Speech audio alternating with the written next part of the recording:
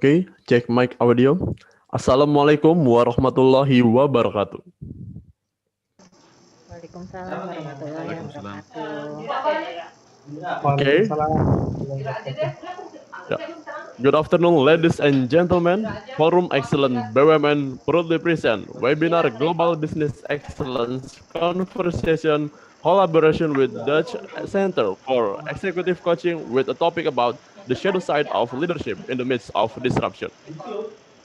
Okay, let me introduce myself. My name is Aditya Dananjaya. I'm a secretary of Forum Excellent BUMN. It's a wonderful and precious chance for me to be your master of ceremony in this section.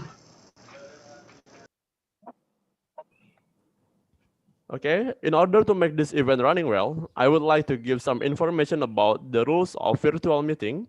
First, please use your Zoom ID as profile as follow: name and organization, for example, Adit and FEB.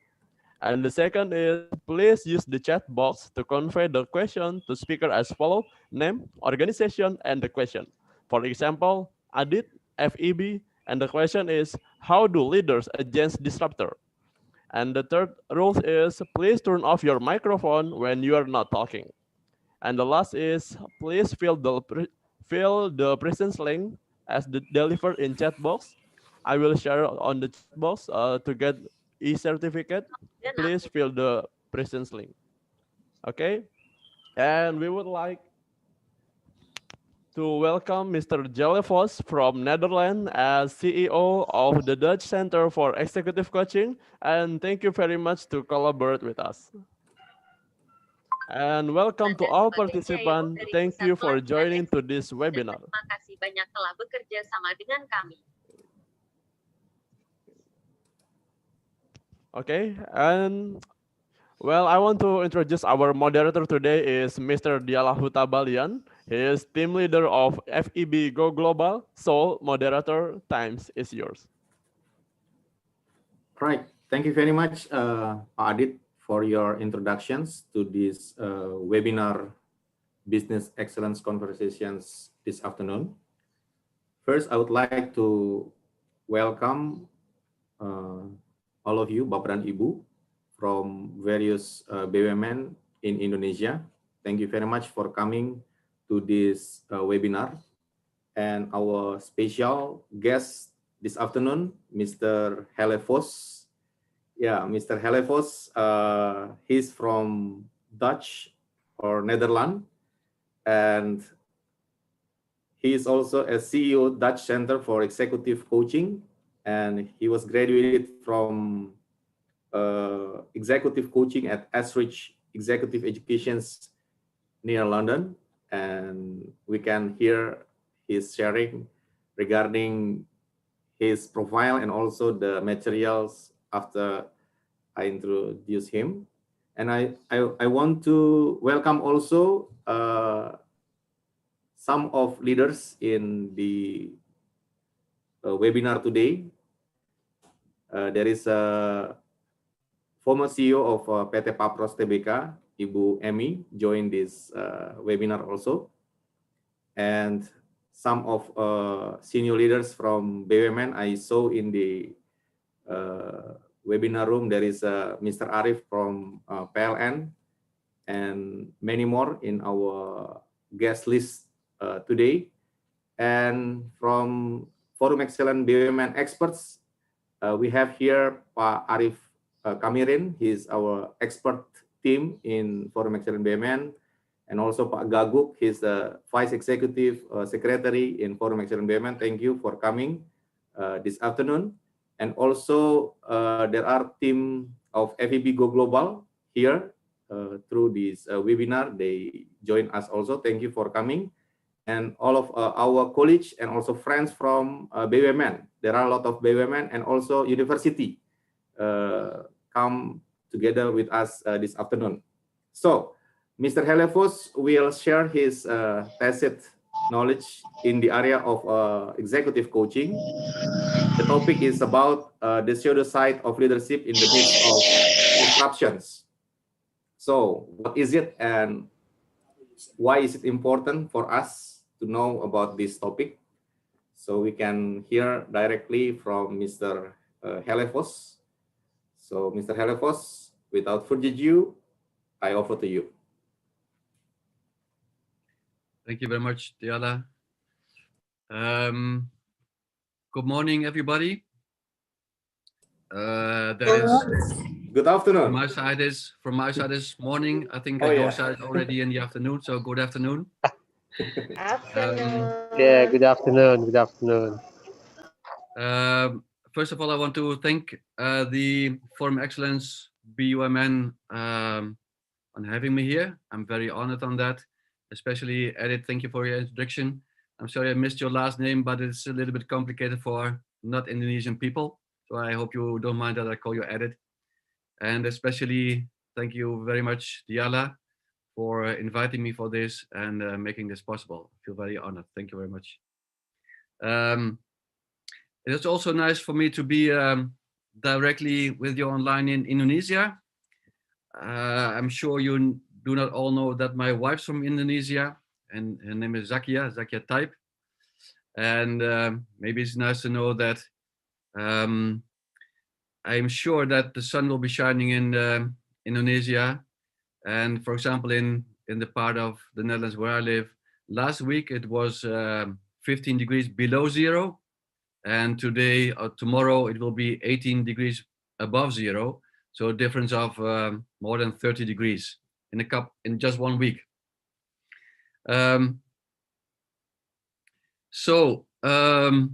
Yes, let us start.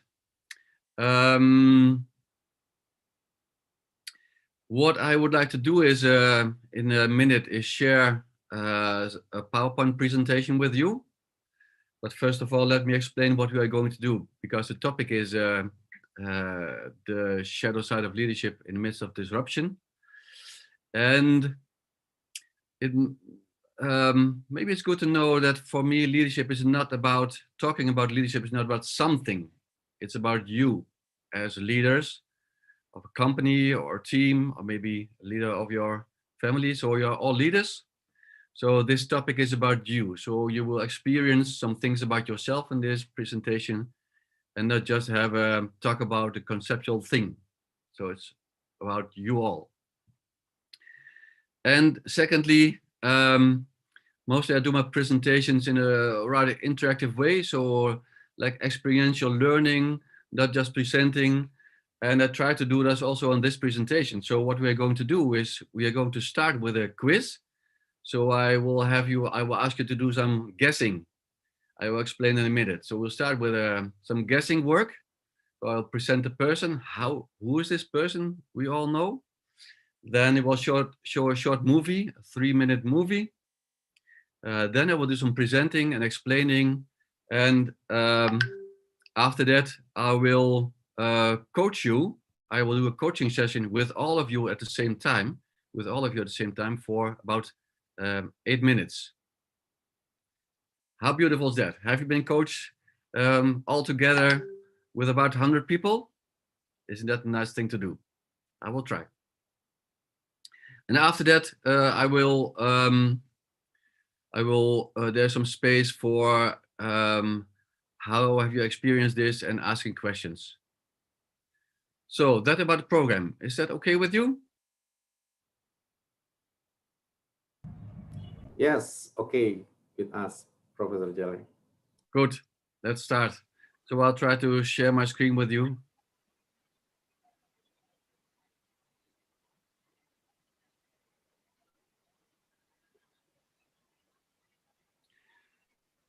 So first of all, to give you some sense about the topic for today is the shadow side of leadership in the midst of disruption.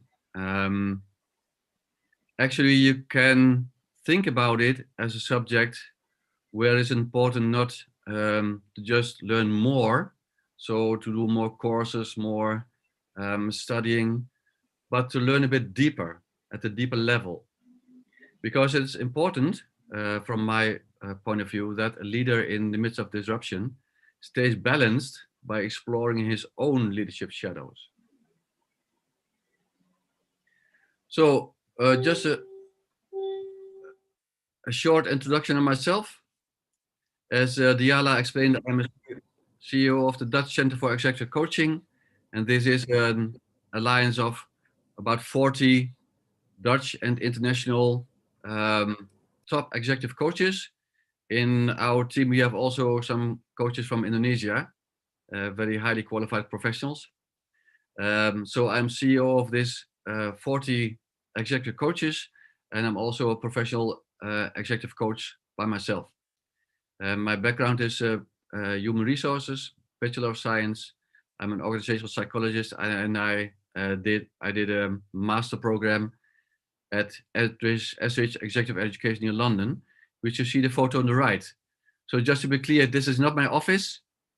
It is SH University, and I'm just sometimes a little bit naughty and make people a little bit jealous with this picture, because it's a very beautiful place to be. So I've spent here 2 years on a part-time basis, which was a really great time. I can recommend this university highly. So let's start.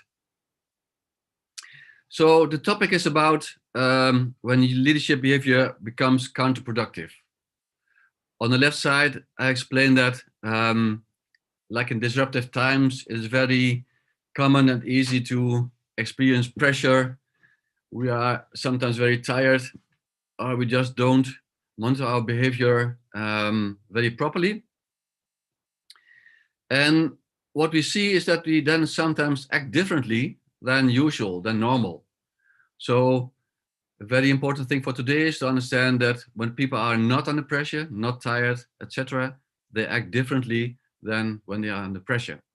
So disrupting times that generate pressure, and so it's very important to think about what happens to me as a leader when I'm under pressure, tired, insecure, or just don't monitor my own behavior. When we are under pressure, old behavioral patterns show from our childhood resurface. And when they resurface, when we are under pressure, tired, insecure, then of course they will impact the relationship we have with other people. And therefore, they will also impact our leadership, because leadership is relational. We don't do leadership just sitting in a room. It's always between people. So leadership is relational. So when our old behavioral patterns show up, resurface, then they always impact our relationships. Maybe very small, very slightly, but sometimes very, very big. So this is the phenomenon I would like to explore with you today. So what happens when we are under pressure? What happens with the old patterns that resurface? And how can we see them? And how can we learn about them on a somewhat deeper level? So this is the topic. And maybe at the right side, if you don't believe there's a lot of more pressure in the world these days, you might read a book from Eric de Haan. And he explains that, for example, 100 years ago, the average age of companies was 67 years. And in 2014, it was maybe 15 years. So what happens in 10 years? How is the average age of a company? And when a company grows and goes away, it means much more change, much more disruption. So it will lead definitely to a lot of pressure and complexity and uncertainty. Yes? All right. So just to have some feeling about the difference between behavior under normal circumstances, or when you don't experience pressure, and when a person is under pressure. So the difference, what you see, I have found a little quiz for you. So a guessing quiz. Who is this? So in the next slides, I will show some behavior characteristics from the person we all know. So we all know this person. And first, I will show some behavior under normal circumstances. So when this person is at his best, not under pressure. And I will show some slides. And then I will show some slides of his behavioral characteristics under pressure. And maybe a nice thing is to get you a little bit activated. The first one who guesses who this person is, please speak up, unmute, and this person will have a 2-hour coaching session from me. So please pay attention. I will go to his characteristics on a normal circumstances. And please, if you know or you think you know who this is, unmute and say a name, and then I will say that's correct or not correct. And the first one who guesses correctly, I will invite to a 2 hours coaching session with me. There we go. So this person, under normal circumstances, just really a little bit, has a strong adaptability. So he's very calm, and he can deal with pressure. He's also very ambitious, very competitive. He wants to win, he wants to be in charge. Remember, this is a person that we all know. And also, he loves to entertain. He loves to be in the center of attention. He talks a lot. The other side of his behavior, so the other side that he is not very willing to listen, and he often opens his mouth when he's thinking. His interpersonal sensitivity is just a little bit lower. So he is not really careful about people's feelings. So he's also low on caution, which means that he is not very cautious. He's just taking big risks, independent, and he's not very patient with people who try to be very carefully or to command him.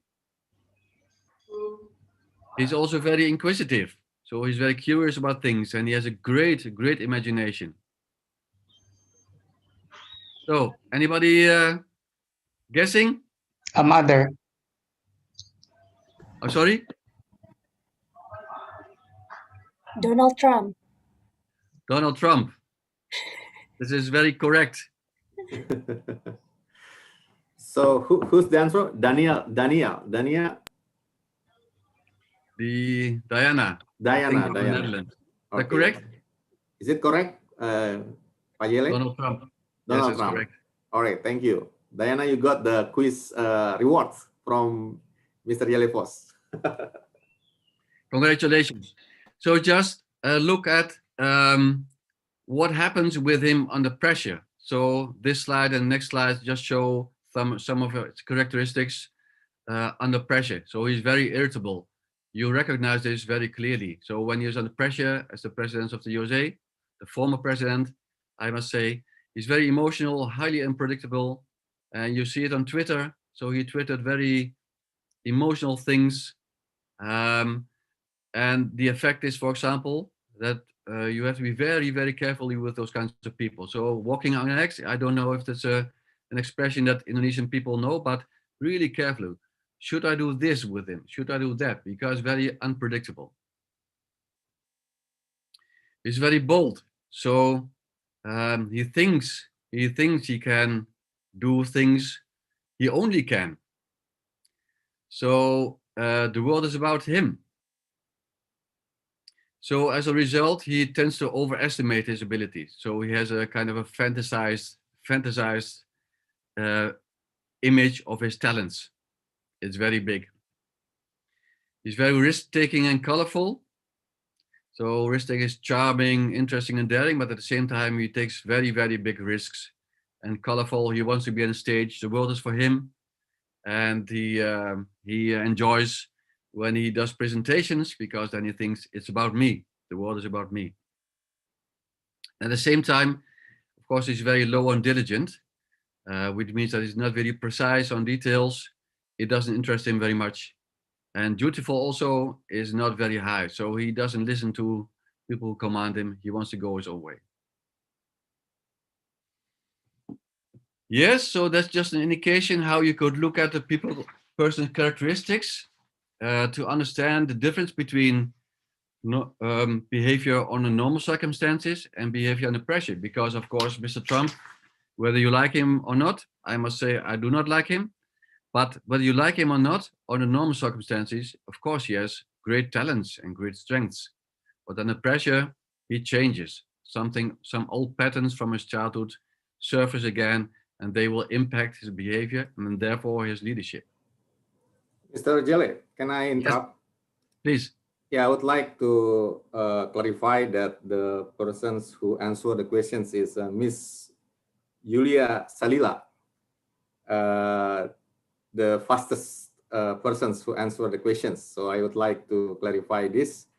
And how about if we invite Miss Julia Salia before you continue, how she can guess the Donald Trump is the person Yes, of course. who is sweet with your criteria at the moment. Miss Julia, if you want to share something, please go ahead. Thank you, but I'm sorry because I cannot turn my video in because of the bad internet connection here. So it's just how we guess or how I know from the news and from the media how he reacts on his personal social media, for example Twitter. I think that's a very clear behavior that he has, that he shows on his social media. All right, thank you, Julia. And also we have mentioned Diana, previously, Mr. Jelle. So Yes. we want to invite also Miss Diana. Can you explain or share the insights while you mention Donald Trump? Also maybe, or you have different answers because the first persons who answered is Miss Julia. Please, Miss Diana, if you want to share. Yes, of course. Thank you. Well, let me share something strange. Even before you put it on the screen, I knew it would be Trump. How's that? May sound very strange to you all, but I wrote it down on my paper. I'll show you if you like. Just because of Jelle said it's someone you all know. And when I saw the first characteristics, I thought this must be Trump. But I did this hand on the screen and I didn't unmute myself. So it's very fair that Julia won the coaching. All right, thank you, Diana, for sharing your thoughtful, insightful sharing with us. Yeah, You're welcome. Pak Jelle. Yes, thank you. You have right decisions, regarding this. We give to you about these situations. So please continue, Mr. Jelle. Thank you very much. So maybe to just to let you know, at the end of the slides, there's a link to the website of Hogan Assessment Systems in the USA, who has presented these characteristics on their website. So it's not something that I make up, but it's presented on the USA company, and you can follow the link at the end of the presentation. So let's proceed. Now you know that behavior under normal circumstances and behavior under pressure show some different things. And once again, they have always impact on our relationships and our leadership, even on our stakeholders and reputation.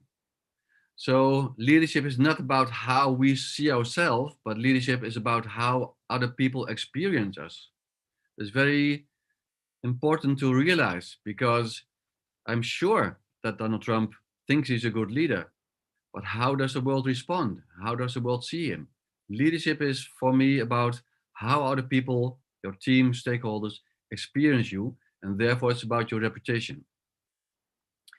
And if these patterns, these old patterns, so they show up under pressure, have a negative impact, we might call it the Shadowside of Leadership. It is not a scientific concept, so it's not something that has been proven, but we all feel that under pressure we show something else, and it might impact in a negative way our leadership.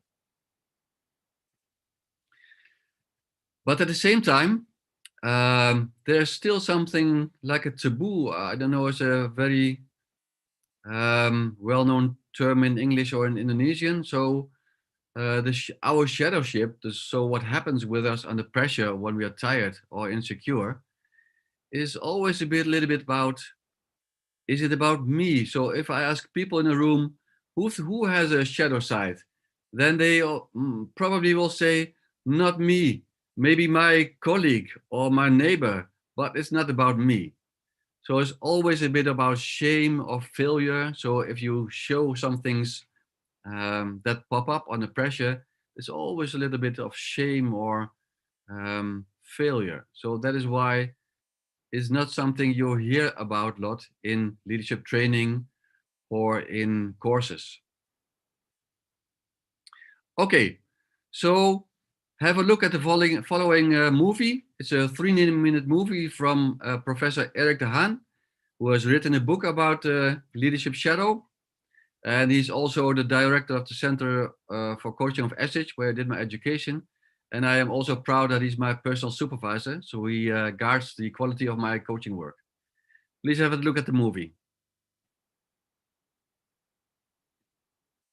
So Eric, your work on the leadership shadow is really fascinating and has just huge applications, particularly to those of us who do leadership coaching with scary people.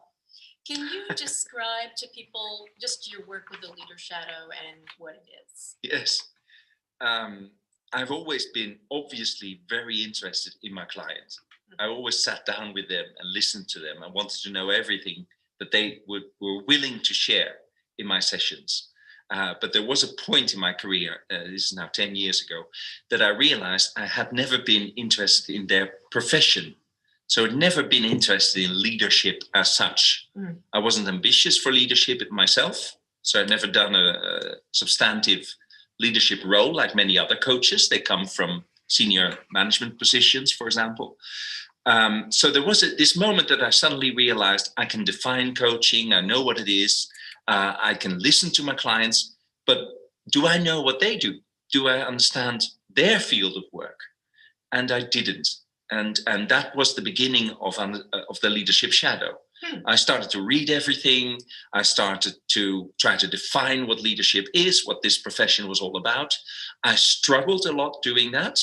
And I found I wasn't really alone. So there are other important authors who also struggled defining leadership. So I thought, or I came to the conclusion that this was an issue about leadership that we need to be attentive to. And then over time, I discovered something about, it's technically called leadership derailment. So it's a kind of weakness after strength, so that a leader who might be extremely successful over his or her career, that there's often a moment of truth or a fall from grace or something like that. There's very often a moment in a leader's career or even in an organization's life where things go wrong. And I began to understand that leadership comes with a shadow. So even if you're a very successful leader, you build up your own shadow. And I always feel like I'm doing it in the moment. I'm talking with you now, I'm doing my usual thought leadership, and I think I know everything, and I tell you about it, and I'm in bright light, and this is my outside, and it's all very shiny and clear. And yet, even as I sit down here with you, having all this thought leadership, I am now aware that I'm putting things back behind me into my shadow. So all my doubts about coaching, all my concerns about coaching outcome and coaching outcome research, all my doubts about leadership, I will not tell you about those because I'm answering your questions in a positive way. I will have to suppress them, as it's technically called. So I have to put them somewhere in what I now call my shadow. So the idea is that all leadership comes with a shadow.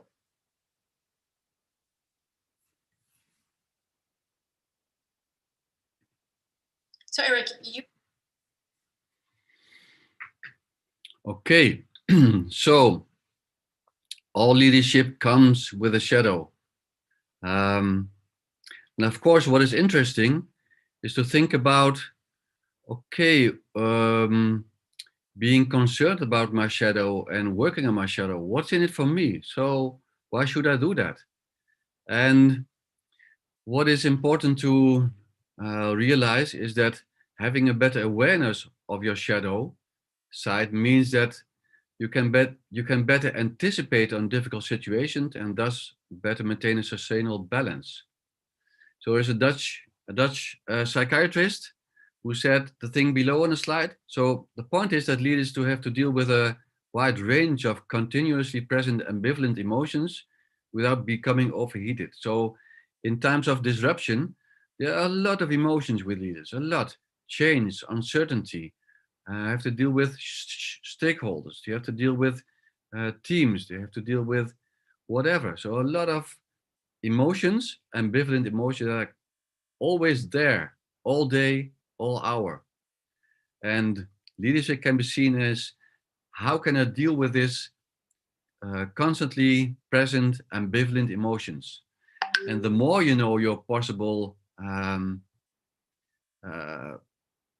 counterproductive behavior, so what happens under pressure, the more you can anticipate on difficult situations.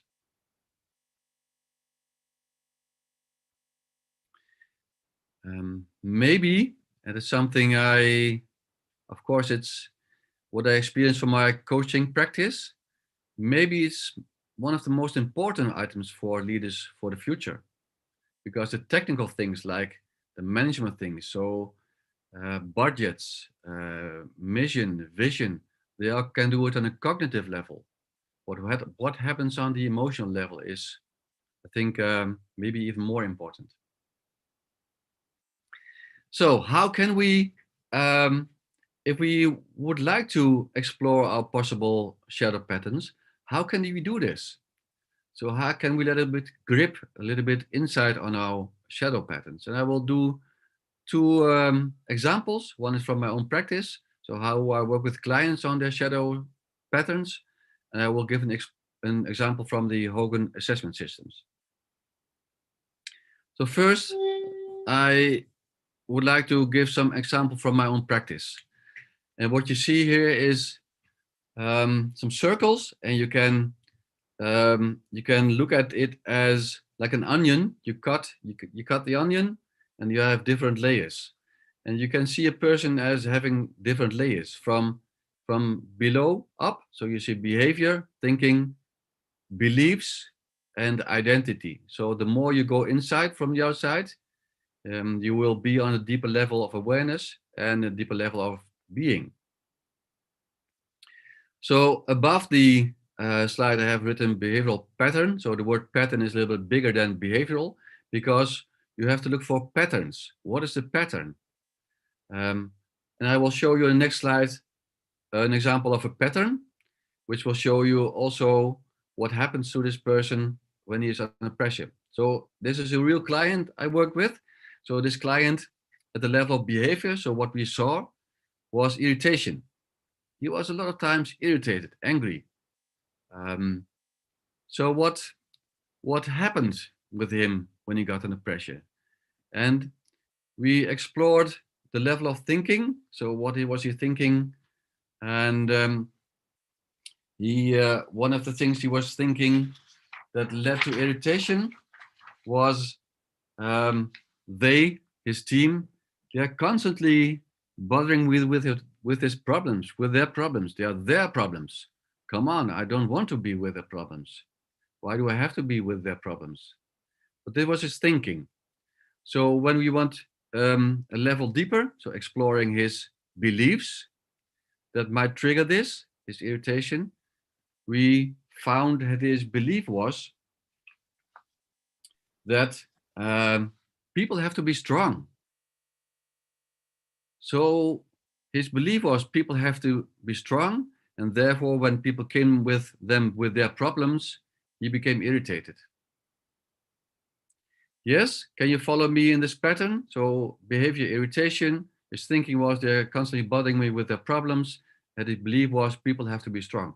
And at the deepest level, so the level of identity, we discovered this, that This was a man who had a father who barely supported him as a child.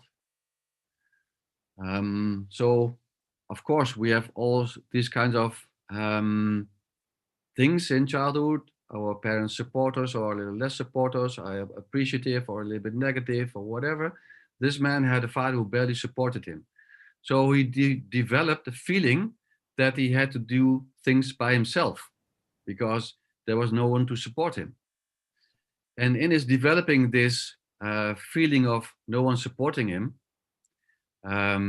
he felt that all people like himself had to be strong. Yes, can you see? So in his childhood, he had no support. He had the feeling he had to be strong all the time. Therefore, his belief was people have to be strong. And then his thinking was when people came to him with their problems, why do they do that? And he became irritated because he considered them as weak people, not strong people. So you can imagine when, for example, when the leader of this person would have offered him like an anger management course, it just wouldn't have worked. It wouldn't have worked. So if you try to do only intervention at the behavioral level on the outside, sometimes it works, but when the pattern has a foundation at a deeper level, it sometimes does not work. Yeah, so in this example, you can clearly see what it does mean to learn on a deeper level. Not just to learn more, for example, an anger management course, but to learn on a deeper level. Any reactions to this?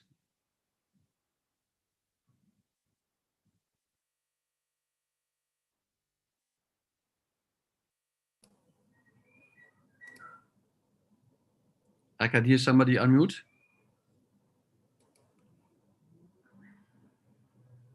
I can hear a nice bird at the moment, but I don't think anybody's asking. Okay, let's proceed. All right, Ken. So this, sorry? Okay. Yeah. Ladies and gentlemen, Bapak Ibu, if you have any questions, you can raise or comment in chat. So Pak Jelle or Mr. Jelle will respond to your questions through the chat box. Thank you. Please continue, Mr. Jelle. Okay, thank you very much. So there's one example that I give from my practice. So we often work with leaders in these kinds of topics, then work on patterns that show up under pressure, because his irritation will impact his trust in people. I have to correct myself, trust from other people in him. It will affect the relationship and therefore his reputation. People might say, he's always angry, he's always negative. But reality is that he has a childhood in which he was very little supported. So this is one way of looking. A second way is from a personality test or psychometric, and it's called the Hogan Leadership Forecast Series. And I'm not sure you know it, because I think in Indonesia or in Asia, the Gallup is very, very well known, and other psychometrics, but Hogan, I think a little bit less. In the Netherlands, we are official reseller for the Hogan assessments. And to give you an indication, the Hogan assessment are used in more than 56 countries, so in 47 languages. And in the US, more than 75% of the Fortune 500 companies uses the Hogan Leadership Forecast Series. It's really, really a nice assessment, not just to have a look at your strengths and talents, but also on what happens under pressure. So the Hogan consists of 3 parts, and there's one part, so 1/3 of the assessment is specifically on what happens with me under pressure, because this is what impacts your leadership in a positive or less positive way. And in this assessment, the Hogan distinguishes 11 possible derailment patterns, which you see at the left. And I sent you the definitions out. I think the organization committee sent you the definitions. So excitable, skeptical, cautious, etc., etc. So the person from the example, so from the onion example, might have a high score on excitable. So maybe when he has scored 90% on the upper one, excitable, he could see in the assessment that probably people will see him very excited now and then, very angry. And not to be disrespectful on Mr. Trump, but if you have a look at the Hogan website, you can see that Mr. Trump has a high score on many of these 11. So you would not be surprised when I tell you that he has a high score in excitable, high score in skeptical, so very negative about some groups and persons in society. He's very leisurely, so very unpredictable. Bold is probably more than 90%. So bold is like the subliminal version of narcissism. Mischievous and colorful are also very high in his profile, and dutiful would be very low because it doesn't really matter what other persons think or want from him. So the Hogan Assessment Center is especially appropriate for if you are interested in your possible derailer patterns. So what happens with me under pressure, fatigue, insecure, the Hogan assessment can help you with that in a very good way. Okay. So now we know that a leadership shadow exists. It is there. It is always part of leadership. And we know what it has to do with behavior not under normal circumstances, but behavior under pressure, when you feel insecure, or when you just don't look at your behavior very well. And we have seen two examples of how you can look at those shadow sides. One example from my practice, so behavior going into thinking, beliefs, and identity, and one with the Hogan assessments. So what I would like to do, I hope you have a piece of paper and a pen, or you can write on your computer. I would like to do a joint coaching session with all of you. So, which means that I will do 12 minutes of coaching based on 8 questions. So I'll start asking 8 questions. And in this coaching session, my goal is just, not more, just to give you a sense, a feeling, a grasp of what it feels like to go from a behavior level to identity level, not more, because it's only 12 minutes. Sometimes you work in coaching, for example, with 10 or 20 hours with clients on this. So just to feel it. So I'll let you, in a way, travel from the outside, from behavior to the inside, for example, your beliefs or identity. And I have to be very, yes, I must say, because we're going inside your identity, if you have experienced any, for example, sad experiences with your parents in the last time, so if there's a chance you might become emotional by my questions, you can decide not to do this exercise, not to participate in the exercise. It's just slightly touching something, but some people will have experienced something bad with their parents in a recent time. Sometimes they react in a certain way. So you can decide to step in or step out. It's okay with me. So I will start asking the questions. That means when I can find them on my desk. Yes, I found them. So what is useful is that you really focus on my questions. So it might be a good thing to shut down your video, because you might be distracted from the video, and then listen to my questions, answer the questions on your paper, and then we will see you again in 12 minutes. Is that okay with you? Let's go. So question 1. In In the preparation slides, you have seen some behavioral dimensions from the Hogan definitions. My first question is, you have chosen one definition from the Hogan definitions. You have chosen one item. My first question would be, describe in 20 seconds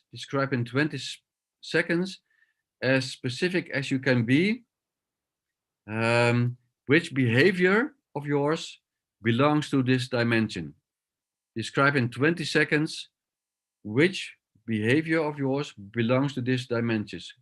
The other way around, what will people probably see at you? What will other people probably see at you when this dimension is working?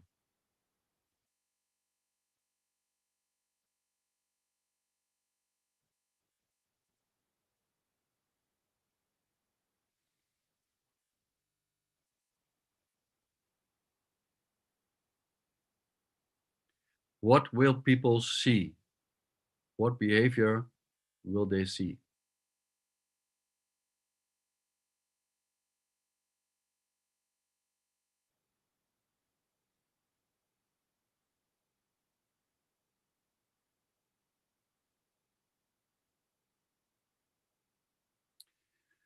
The second question is, please try to recall an event or situation in your memory where this behavior was visible. So a situation or an event in which you were under pressure or tired or insecure, in which people might have seen this behavior. Recall an event in which people might have seen this behavior under pressure.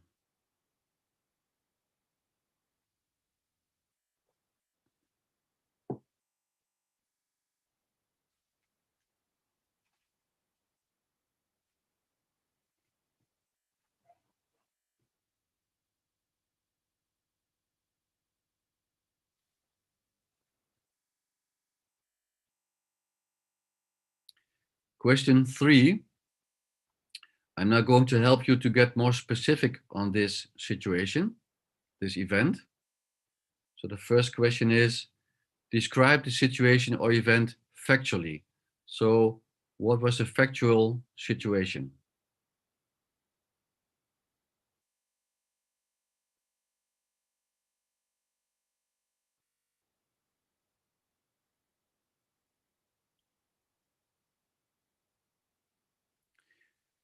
Describe your behavior in this specific situation. Describe your behavior in this situation.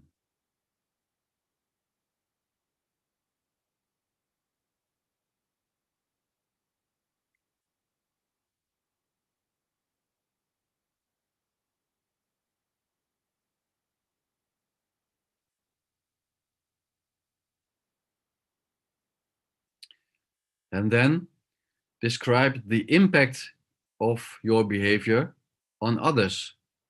Describe the impact of your behavior on others. How did your behavior affect other people in this situation?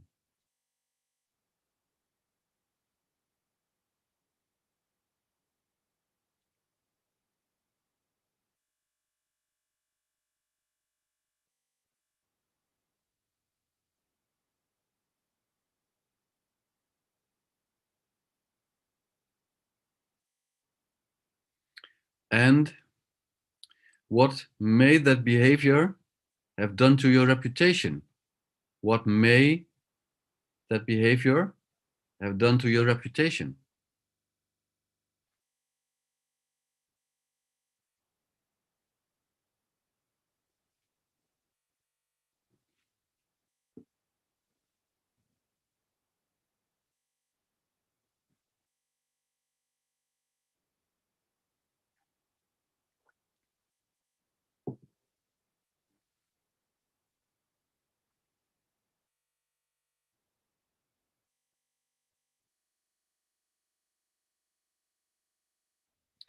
Okay, question 4. Question 4. Complete the following sentence. Complete the following sentence. I found this behavior appropriate in this situation because I found my behavior appropriate in this situation? Because, then complete the sentence.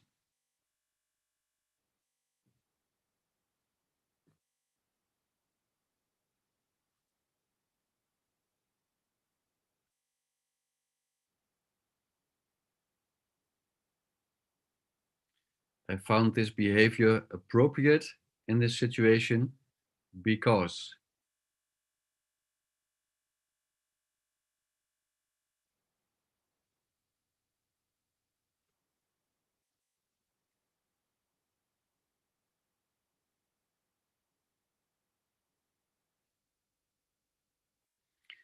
Question 5 out of 8, so we are halfway. Question 5, if you would want to change this behavior, which of the following emotions is holding you back? If you would want to change this behavior, which of the following emotions is holding you back?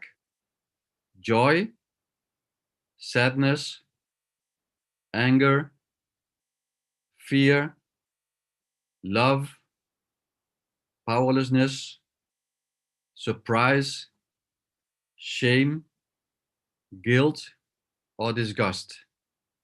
I will repeat them. If you would want to change this behavior, which of the following emotions is holding you back?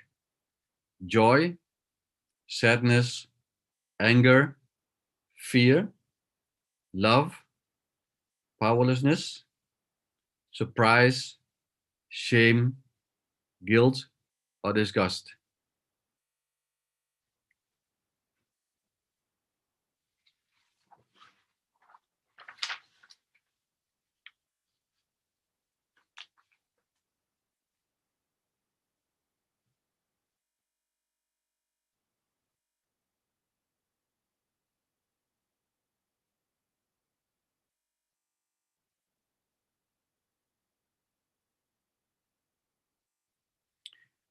Question number 6.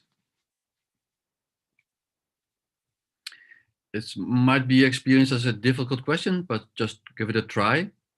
Try to describe what this specific behavior in this situation tells you about your deepest beliefs about these kind of situations, society, or people.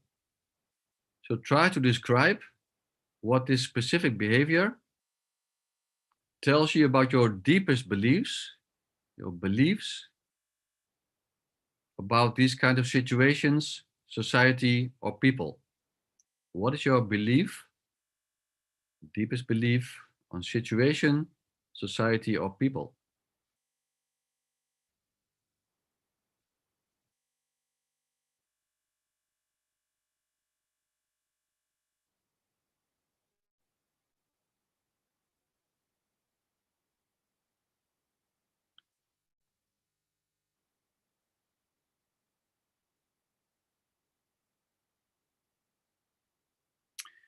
Question number 7.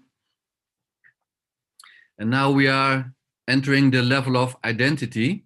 So I will now just briefly and gently take you to the context in which this belief or behavior might have originated. So I'll just gently and briefly go there. So please consider the behavior of one of your parents in the past. So consider the behavior of one of your parents to check whether you may have copied this behavior to your own behavior. So consider please the behavior of one of your parents to check whether you may have copied this behavior to your own behavior.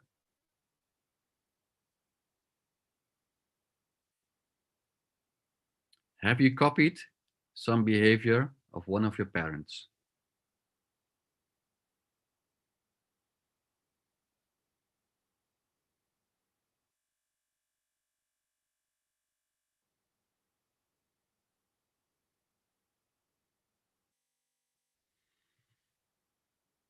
And take a moment to reflect on whether your behavior might be a response to how you and your parents were related in the past. So reflect on if your behavior might be a response to how you and your parents have related to each other. And if this is possible, what characterizes this relationship? So how would you characterize the relationship between you and your parents? How did it feel?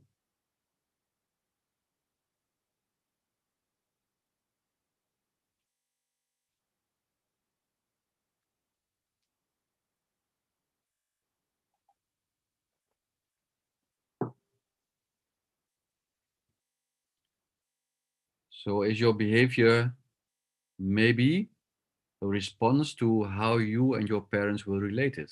And how did it feel?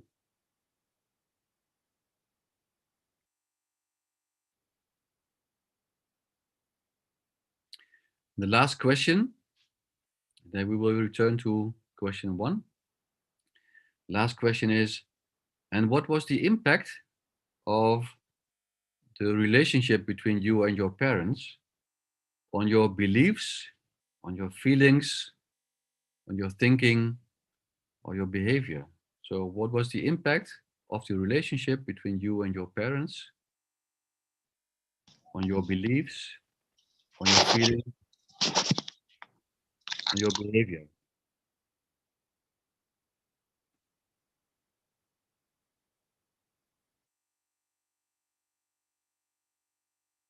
How did it impact you?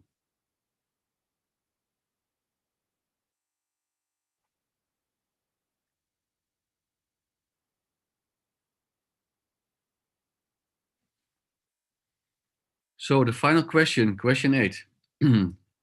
So now look again at the behavior that you described in question 1.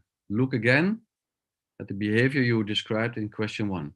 Take 30 seconds to check whether your behavior feels different now. In other words, whether it has become more layers, more depth. So check your behavior question 1 and take 30 minutes to feel whether this behavior has become more deep or has become more in layers. 30 seconds.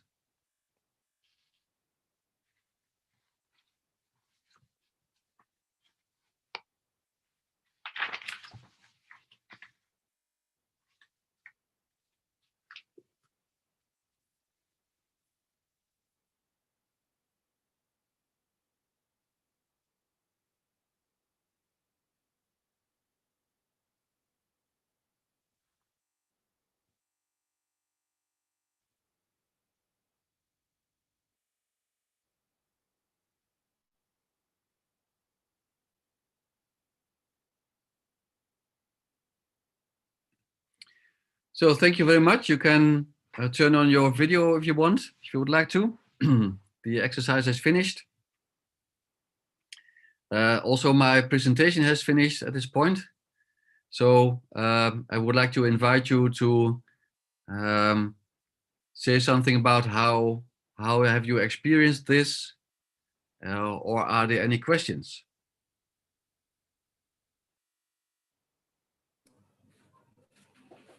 Yeah, thank you, Mr. Jelle. If anybody want to share the experience while 15 minutes to be coached by Helefos through the questions, please, you can share by unmute. I have 2 questions, Pak Dialah. Oh yeah, please, silakan. Please. Pak Gagu. First of all, I would like to thank you for Mr. Jelle's presentation. It's very fruitful for me to get to know about the coaching process and how we can behave properly, acceptable to one another. Yeah. I have two questions. The first one is in the organization context,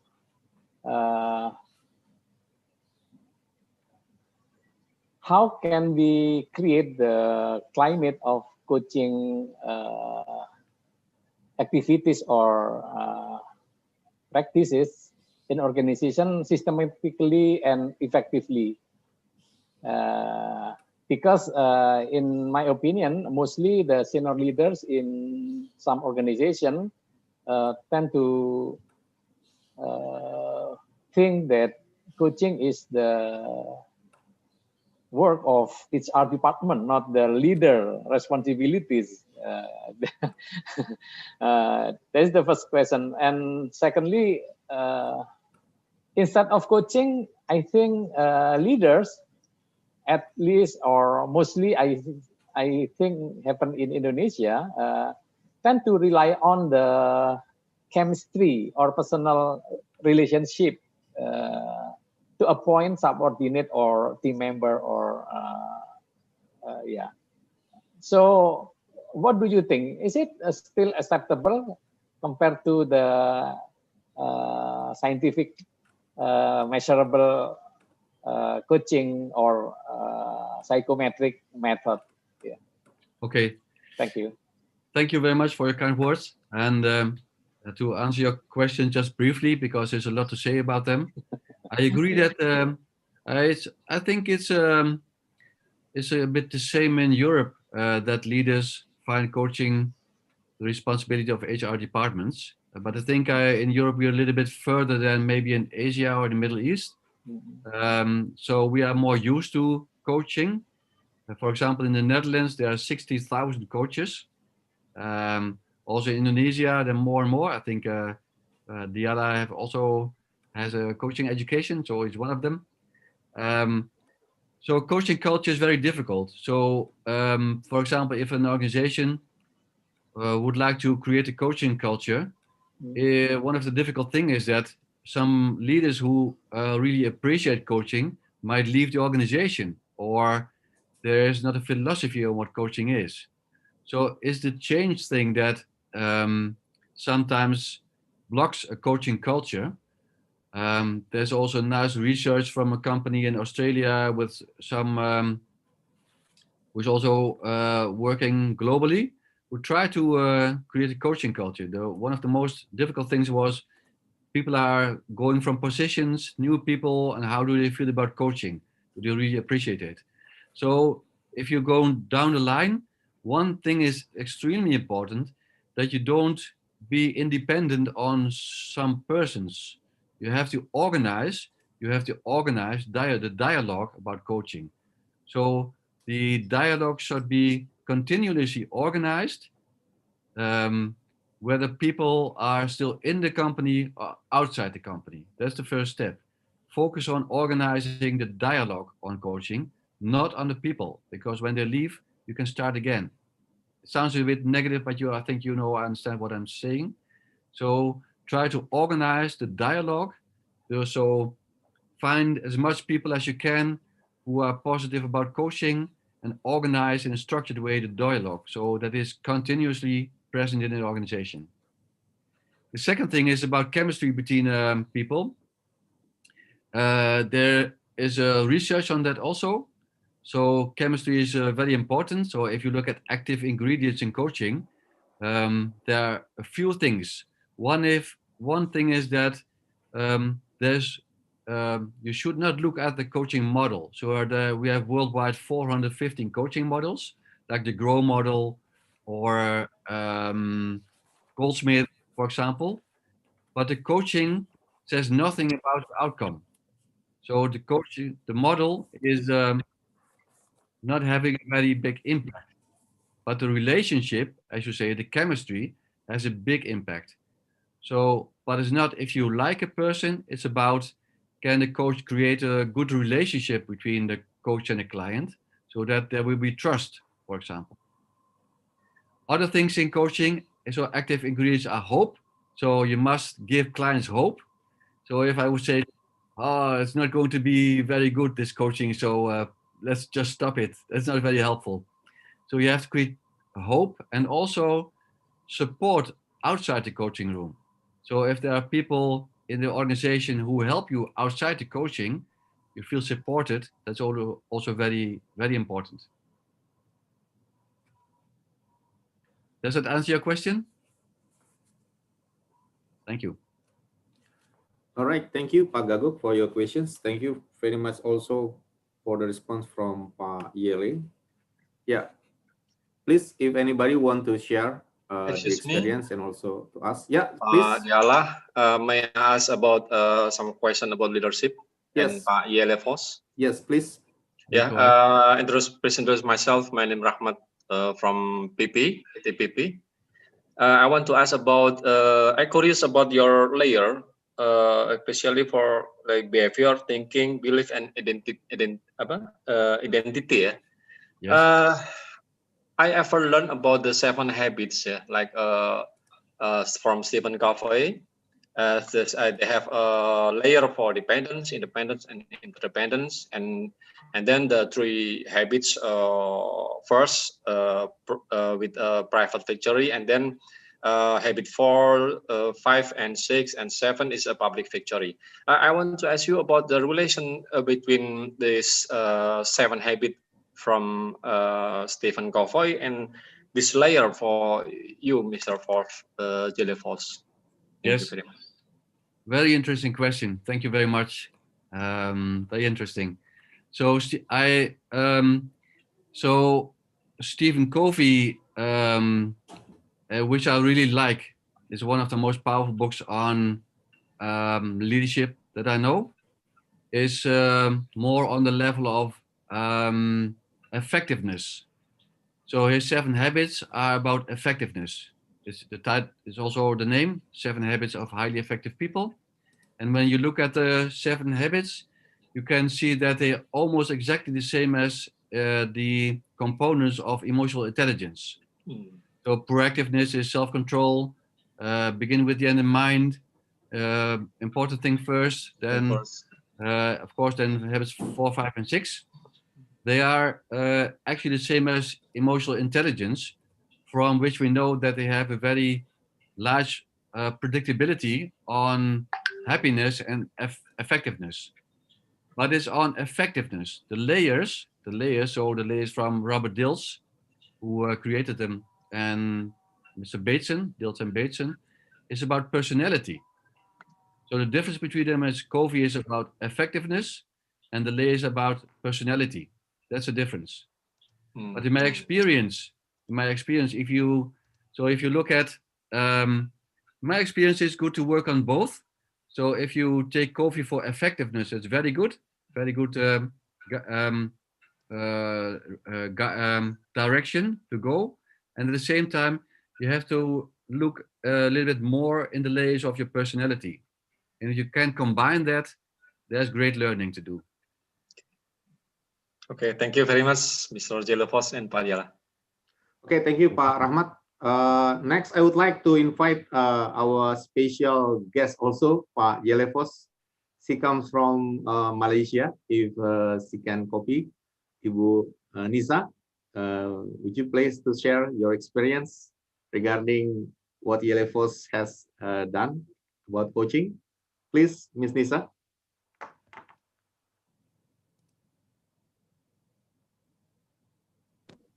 Hi everyone. Sorry I can't on my video because it will make me staggered.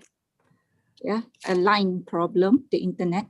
Okay, going through the exercise just now, you know, I can really find that there is another side of me.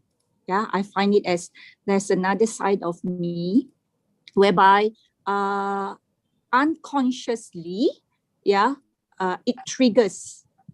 So it triggers. For example, if I can give a very specific example, it was during a meeting, during an explanation on the KPI setting. It really bothers me where I feel like I'm powerless due to the fact that I am unable to make the team members understand the reason why the KPI was set up as such. So when I look back, it is really related to the feeling of being responsible. Yeah, and it relates to my relationship with my parents, whereby I'm the first child out of 8 siblings.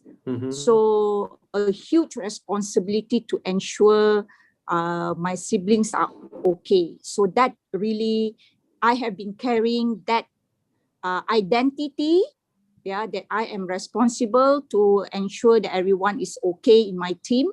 So I have been carrying that identity for quite some times. And what happened is that the feeling of powerlessness when I didn't achieve it, when I can see clearly people are uncertain, they are confused, you know, how their facial expressions really show to me and their body language, yeah. So it really triggers me. And I think that these simple 8 questions with some sub-questions is really powerful, yeah, in terms of bringing out and to understand a person's why we are behaving the way that we behave. So that's my sharing, Kak Dialah. Thank you, Kanisa, for your sharing. What a profound, insightful sharing through the experience from Mr. Hele coaching's guideline. What do you think, Hele? Well, thank you very much. I'm sorry I forgot your name in listening. So, but Kak Nisa from Malaysia. Nisa, thank you very much for being so open to us. Yes, I think it's exactly what you described is exactly where this is about. So that if I would go to my next slide, it's exactly there. So it says at the second dot, it says, so ask for feedback and apply the feedback to receive your deepest possible level. So it's about this. So you're telling us some struggles with your team and how you feel on that, and you were able to just leading me with a couple of simple questions to go to a deeper level, and you understand where it's coming from. And it is very important, because if you don't understand where it's coming from, you cannot do something with it. You can only change something that you can hold.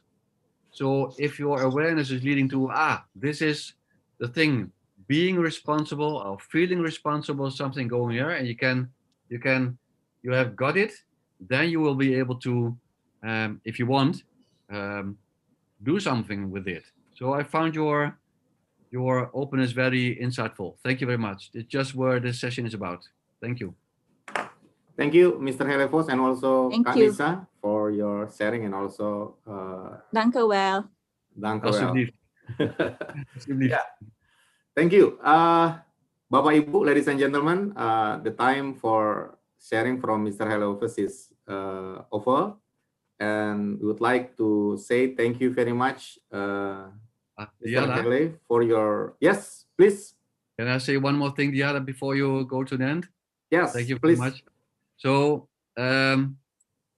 I think this is very important, my last slide. So it's about just don't just learn more, try to learn deeper. And there's one saying from Mr. Arnold Bijse, which is very, very nice in this context. So we have to realize that we cannot become something that we are not. We can only become more of ourselves, which means if you gain more awareness on your deeper levels, then you will be more of yourself. So I would like to finish with this sentence for all of you, and thank you kindly for your attention. I'm sorry, Dialah, for the interruption, but I wanted to show this to people.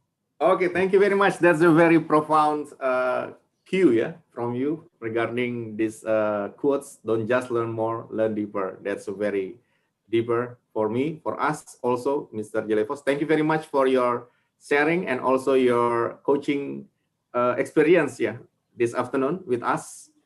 On behalf of Forum Excellent BUMN, we would like to say very grateful and also thank you very much for your kind and also your your kind and proactive contributions in this forum.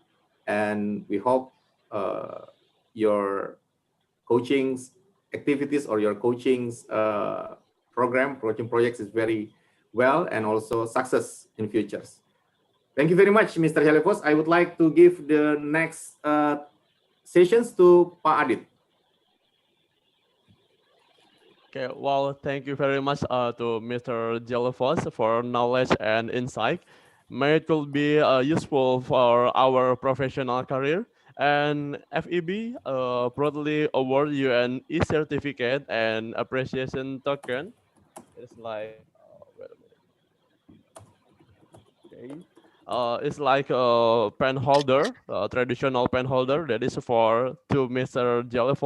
And thank you very much for wonderful collaboration with us. And for the lucky participants, we would like to give you a door prize. That is 3 books from FEB, who's the participant who to ask before about the coaching. And congratulations for who's chosen the moderator, and congratulations to Miss Julia Shaliha, got free coaching from Mr. Jelle for 2 hours. And thank you for all participants to join this our webinar. And before we close this webinar session, I would like to take a picture with all participants. So please turn on your video. Wait a minute. Okay. I would like to take a picture. Okay, smile. 1, 2, and 3. Okay, once again. Wait a minute. Okay, hold on. 1, 2, and 3. Okay. Yeah. Okay, thank you to all participants to join this webinar. And also, thank you to Mr. Jelle once again, and to all participants, please follow our social media. You can find on Instagram, that is Forum Excellent BUMN, and also on YouTube channel. And then we will give you some information about the next program. And finally, from the deep of my heart, I do apologize for my mistakes in presenting this event. And thank you very much for your attention. I'm Aditya Dananjaya. See you on the next event. Stay safe, stay healthy, and stay clean from COVID-19. See you and bye-bye. Thank you very much. My pleasure. Thank you very much, Pak Jelle. Thank you very much, Bapak Ibu semua. Thank you. My pleasure. Thank you. Thank you, Pak Dialah. Thank you. Thank you, Jelle. Thank you semua. Thank you very much. Thank you, Diana. Thank you very much. See you. Thank you very much. Thank you, Anissa. Thank you very much. See you.